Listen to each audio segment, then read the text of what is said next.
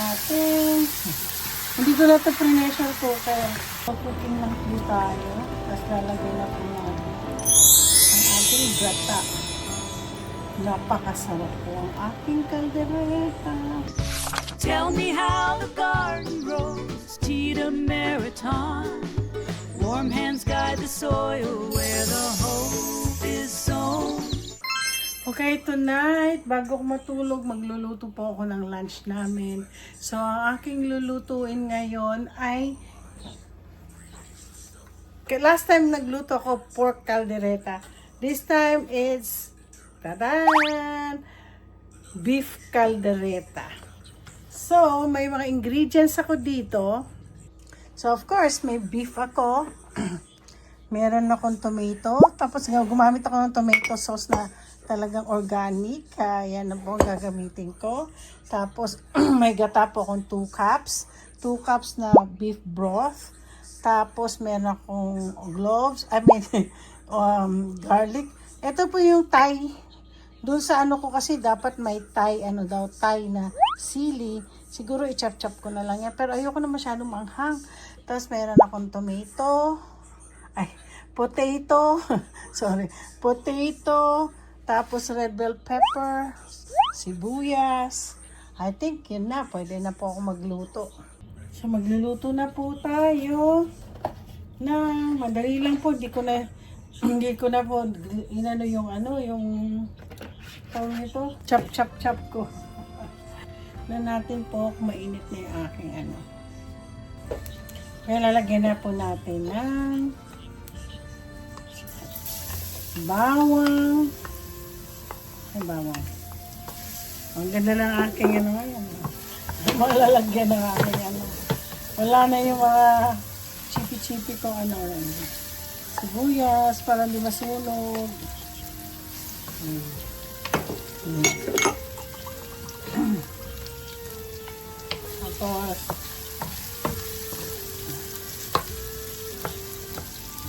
Tapos beef caldereta.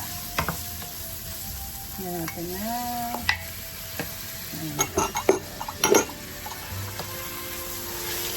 Ngayon mo lang din. Basa ka rin.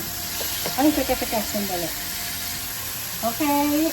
Lagay na po natin ang ating, hindi ko na ito pre-measure cooker. Siguro matagal ito kasi. Pero chuck roast naman to eh. Madali siyang madali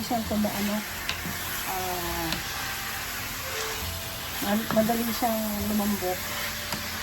Dahil chuck roast.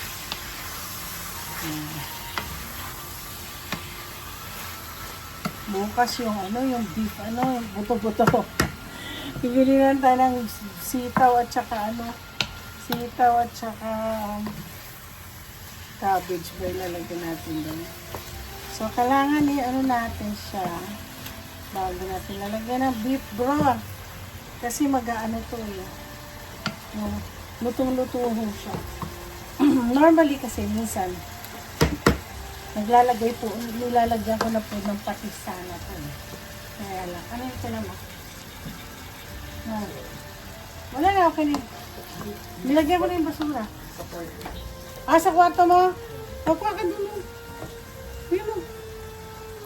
Ayan. Lagyan natin ng konti patis.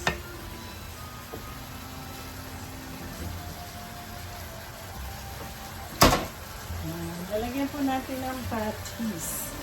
Patis kasi Pilipino tayo. Patis ang nakakaano. Yan. Amoy na amoy ko talaga yung patis. So wala na po. Kaya lalagyan po natin ng beef broth para palambutin po natin ang palambutin. Masarap po yung beef broth. Tignan natin. Takpan lang natin to. At maghintay tayo. Kasi habang ayan. Sarap na. Habang ako nagpapalambot, gagawa po kasi ako. Hindi ko na ho iba-vlog. Gagawa po ako ng gagawa po ako ng macaroni salad. Pang, in case gutumin kami sa opisina, meron kami, hugutin! My phone. Pasensya na kayo. Na-imbalance po yung aking tripod. Nahulog. Meron akong ang tawag doon pag nagmimali. Nakakatuwa. So, ito na po, nilagay ko na po yung tomato sauce. Ang ginamit ko po yung yung organic na tomato sauce. So, tignan natin kung masarap po siya sa kaldereta ko. Alat ka na, masyado na magsabaw yung aking kaldereta. So, ano pa rin natin, malambot na ba? Hindi ko pa alam ko malambot na to eh. Tignan natin. Yan po, lalagyan na natin ng patatas. Malambot na po yung yung daming sabaw. For sure, marami kaming kakaining sabaw. Lagay ko na rin po ang red bell pepper. Yan po ang aking caldereta for this year. Last time kasi nagluto ko ang caldereta. Ang ginawa ko pong caldereta ay ano po yun? Pork. Ngayon po, it's a beef. So, palalambutin po natin lahat. Tatakpan po natin ito. Yan. So, mamaya ko rin magkagawa pa ako ng macaroni salad. Ito na po. Hindi ko yata malambot. Slow cooking ko na po siya kasi ayoko masunod po sa yung baba ng yung ating caldereta.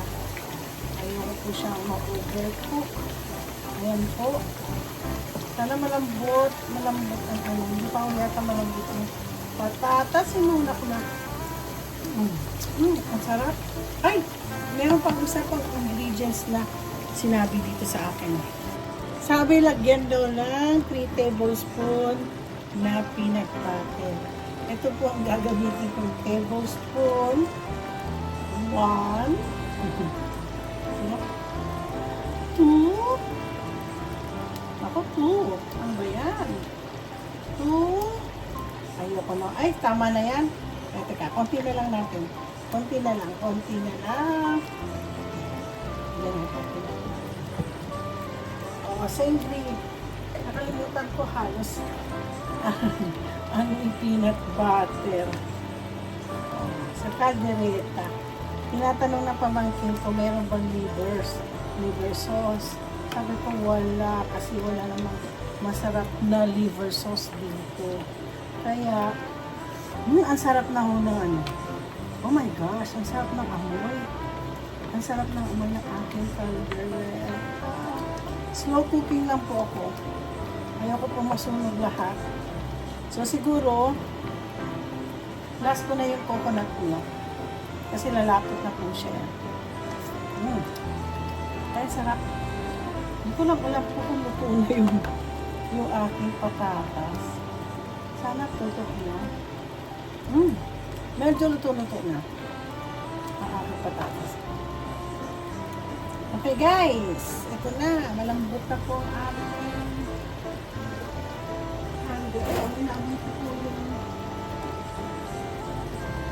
amoy ko po ang amoy ng peanut butter.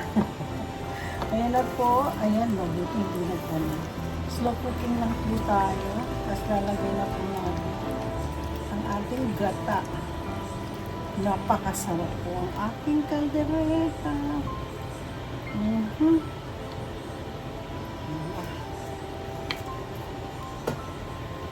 Yan.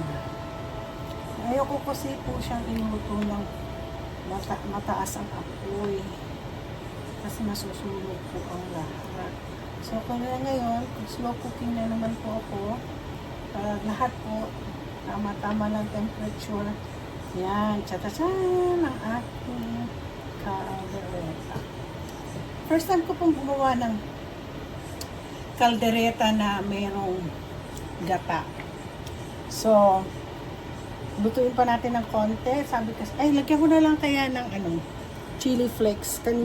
Kasi, sabi doon sa recipe ko, lalagyan ko daw ng Thai chili. So, mas masarap, chili flakes na lang. Para meron siyang Yan. So, chili flakes. Balik ko na po ang ating chili flakes. Yan. Yan. Ano na po siya. Marami po sabaw. Tama na lang yan. Maraming kanin ang kakainin nila. Ayan.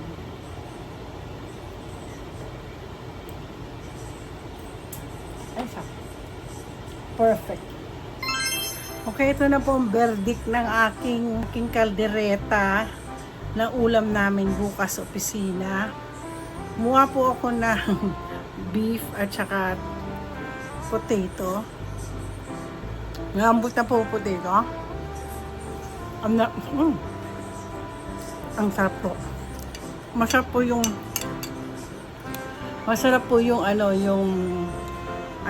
yung lambot at saka yung lasa. First time ko kasi magluto ng merong gata at saka peanut butter. So, kanino ko ba ito nakuha? Basta, sinulat ko lang yung beef caldereta. Madalas kasi, magamit po ako yung caldereta mix. Hindi na ako nagpambota. Magpapambota na chicken feet sana ako, kaya lang wala akong time pumunta sa tindahan. Kaya perfect po. Malambot na yung karne.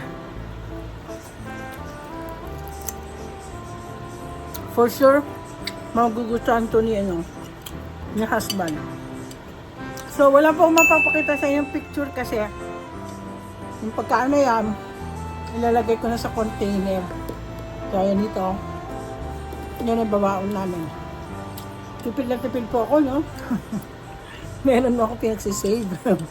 So, don't forget to like and subscribe.